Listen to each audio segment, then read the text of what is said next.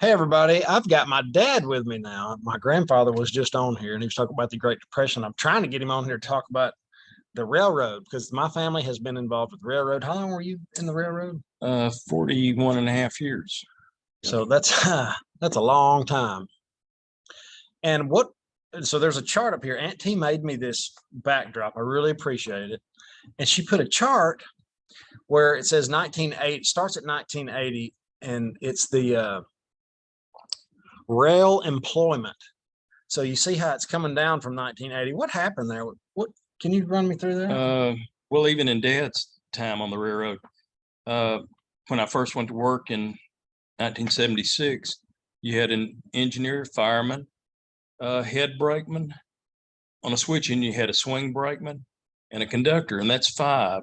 Well, slowly they've been taking employees away, saying it's not a safety issue, and that they're unneeded.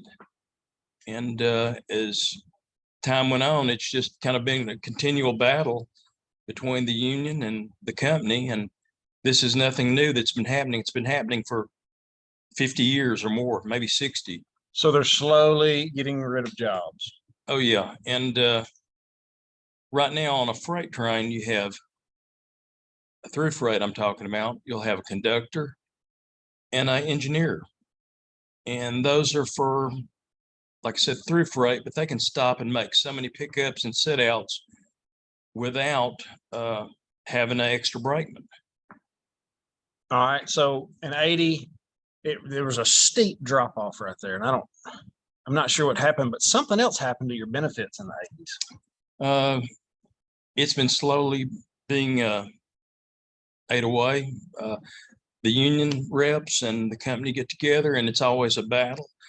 And you know, they talk about we've been going without a contract for 2 years. I've seen it longer than that, maybe 4 years. And it's always you're working without a contract because the company and unions can't get together. And then finally, they establish an emergency board to combat this union. So they call the emergency guys in. Yes, it's the presidential emergency board that they establish, and that stops the union strike that's being talked about today. But the unions don't like that at all. No, it's always the way it's always handled. The longest strike I can remember is like 1978, and we had a picket line, and they came, and it was 72 hours. That's as long as the strike lasted, because they're saying we're essential workers, and they can't stop supply chain. And what he's talking about is, according to the U.S. Department of Transportation, 28% of our freight is moved by rail across the globe. Workers are voting a possible strike because now they want to take it from 2 people down to 1. Is that correct? That's you got 3 now? On some jobs, on a switch engine, you have 3, or a local. That's where they do more picking up and setting out. But right now in freights, it's a conductor and an engineer. But eventually, they want just 1 man. And they say safety is not impaired by doing this, but I disagree with that. Yeah, well, technology makes everything go to 0. And you know, it's going to run the trucks one day. It's going to run the trains one day. They don't have to pay you. They don't care about, they don't have to worry about what you're doing on the job. It's all automated. But I'm with you. You can only take so many jobs away, and then what are those people going to do for work? Makes me think of universal basic income. According to the U.S. Bureau of Labor Statistics, we are sitting at 74,600 rail workers, which is far less than 200 rail workers we had in 2019. Norfolk Southern, as an example, has let more than 3,500 employees in 2020, mass rail worker layoffs. We're part of an aggressive push across the railroad industry to slash costs. So that's a pretty big lick. 3,500 employees. I guess I underestimated how big the railways are. I guess it brings everything to us. It really brings. Yes, and you have these larger railroads like Union Pacific and others, they depend on used to, we had Union Pacific and other railroads, we had smaller connections like smaller terminals.